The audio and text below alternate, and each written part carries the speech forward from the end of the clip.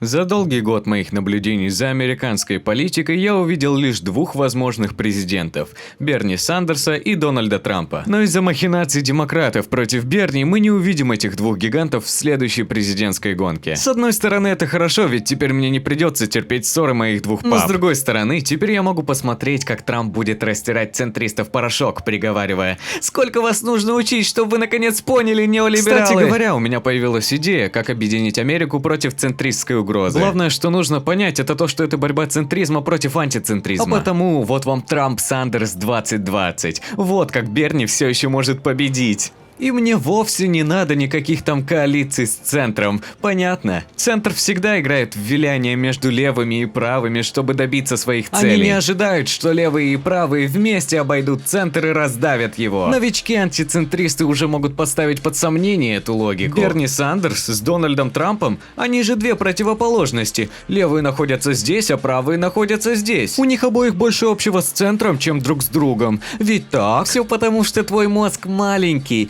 и ты линии представляешь сложные концепции. Но все хорошо, теперь ты здесь, и я тебе объясню, что к чему. Представь у себя в голове политический спектр как копыта. В смысле треугольник. Центр притворяется, что спектр ограничивается линией, чтобы все работали через них, но на самом деле он больше похож на треугольник, где все могут работать с кем угодно. Конечно, левые могут объединяться с центром точно так же, как и правые, но можно также и обойти центр, чтобы заключить союз левых и правых. Но это нонсенс, леваки-либералы, правые консерваторы. Нет, это тупо, заткнись. Я буду показывать фотографии советов, жмущих руки нацистам, пока ты не выкинешь этот бред из своей башки. Центристы и Трамп не противоположны, вместе они типа антицентристы. Но они также и не радикальные антицентристы, им до этого далеко. Ведь Трамп не фашист, он националист, а Сандерс не коммунист, а социал-демократ. Однако они оба популисты. Сандерс – культурно и экономически левый популист, отрицающий неолиберальное статус-кво правого рынка. В это же время Трамп – правый популист, чья культурная политика напрямую перечит неолиберальному статус-кво левой культуры. А еще они оба изоляционисты, то есть идут против глобализма.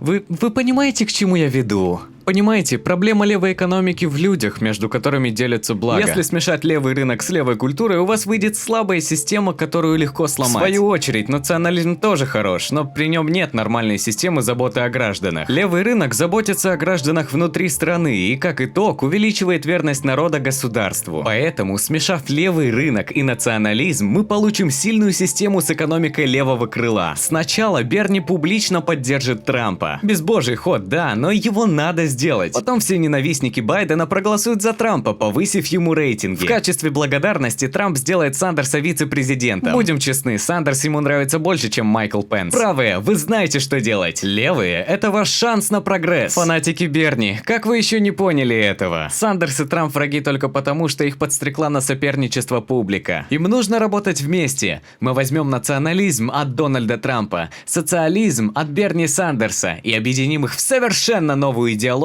которую я назову национал-социаль... Левый рынок заботится о гражданах внутри страны и, как итог, увеличивает народ. Нет, он не увеличивает народ.